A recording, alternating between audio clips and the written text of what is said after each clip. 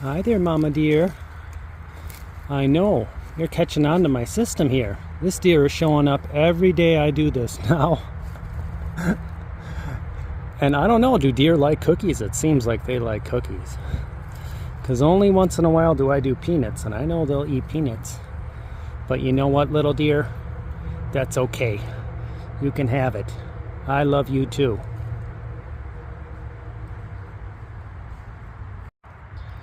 Well, I saw it with my own eyes. That deer ate a cookie. I had no idea deer ate cookies.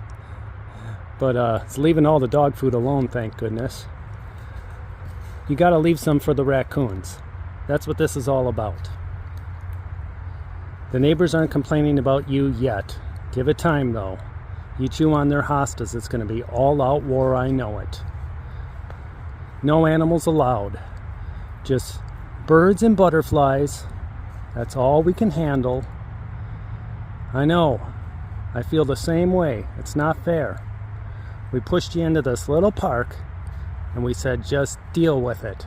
This is more than enough for you. And you're going, no, it's not.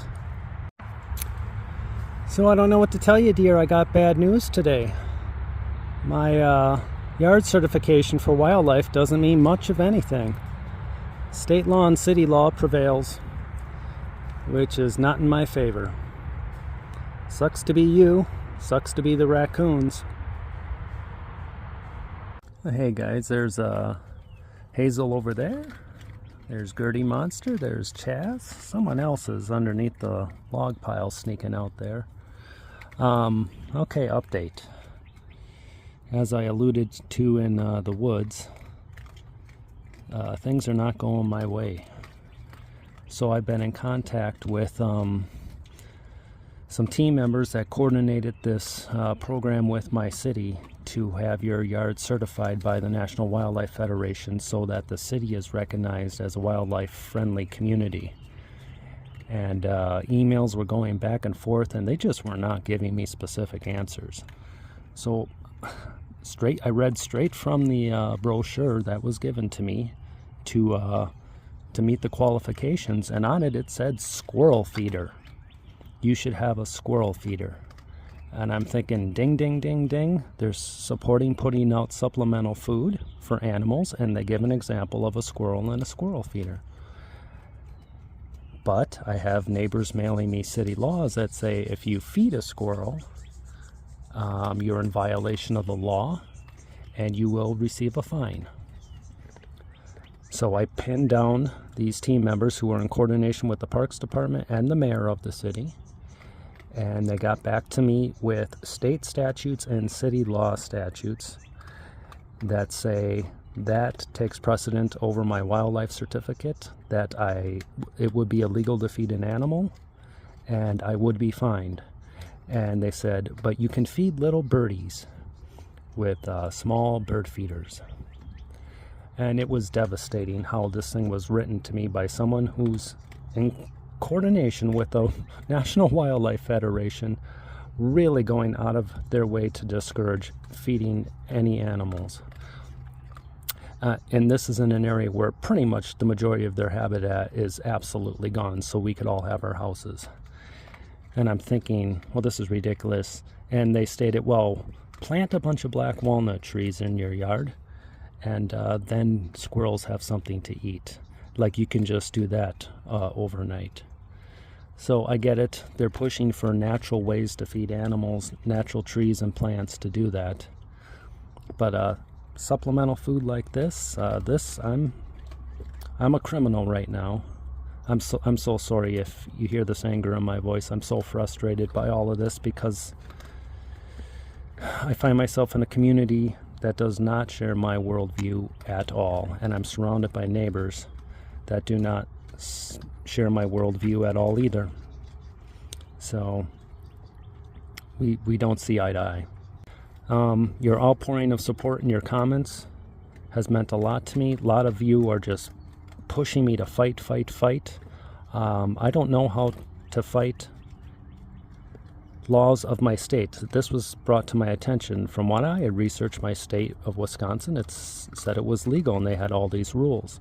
Well, what this team member dug deep and found for the lower counties of my state, it is illegal. For some reason, the upper part of the state, it's just fine to feed wild animals. Down here, it's criminal. Go figure. And then for the city specifically, it is illegal. But a lot of you are saying, I wish I could help somehow. I wish I could help. I really need an answer for something, and I just don't have all the time to research, and I'm not as proficient on a computer maybe as some of you are.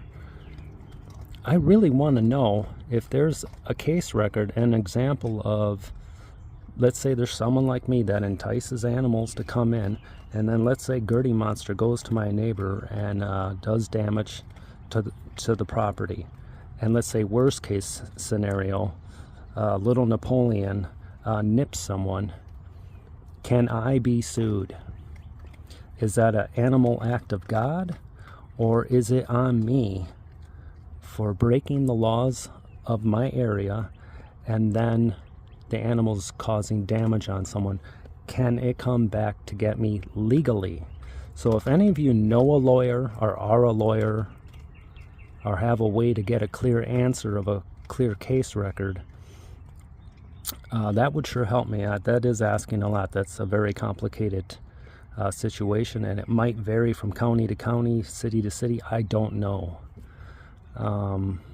Other than that, I really feel like I'm gonna just have to continue to go through with this transition to the park before the neighbors are just, I mean, they're mailing me laws in the mail, and there's hints at threatening because of their health conditions, that if something happens to them with a raccoon, that it's going to come back to get me. So, like, it's all the implications are there that they're coming after us to stop this. And I want to make the transition, but it can't happen overnight. I can't expect all of them to figure out this new area in the woods. It's going to take months for that to happen, just like it took months for them to all figure out this backyard. I don't know where they're all coming from. I assume the majority are from the park, but some could be coming from other areas I'm not aware of, and they might not have a clue about that area in the park. So, and because of the time of the year, the females are still showing up. They need every calorie, and I can't say no to that. So I'm playing with fire here legally until this transition takes hold and works. And yeah, that's where things stand. It's not a good day for me at all, and I feel like my entire hopes of OONSDAY are gonna just crumble. All the joy, all the fun, all the games. I feel like I'm under constant surveillance from my neighbors, that they're watching my every move. It's a horrible way to live. I'm not in the right community, and maybe I should have never started this in a neighborhood with homes next to homes next to homes. It's just too tight, and people can't tolerate this amount of animal activity because they're mal-educated and because they carry harmful stereotypes with them their whole life. So, but that's just the reality of my situation, and many of you in your comments can relate. You're in a very similar situation with your neighbors, and you can empathize with what I'm going through, and please learn from me. If I could do things differently, I would control the amount of food I put out, so the numbers didn't get out of hand, and they weren't keep expecting so much from me. But I kept amping it up as they kept coming, and then I kept putting it out earlier and earlier, even in the morning before I went to work, wanting to help out these moms. And then they start showing up earlier and earlier to get first dibs on it. So then it becomes so noticeable. It's no longer a nighttime activity, and people get wise to what's going on. So please learn from me, and this won't all be for nothing. But yeah, it's a sad day for OONSDAY, and going forward, it's just so hard for me to imagine all those fun activities coming back. I'm so sorry. But please show some empathy for me. I hope you don't think I'm giving up. I'm still thinking about them, and I'm putting myself at risk by even going to that park and feeding them, which is not legal either. These are tough days and tough decisions. And perhaps like last year was just a flash in the pan, OONSDAY, what a human can do with wild animals. I hope someone takes the baton and runs with it and continues what I started, and showing how fun and how wonderful these creatures can be. But for right now, I don't see it happening with me. I'm nervous being in my own backyard.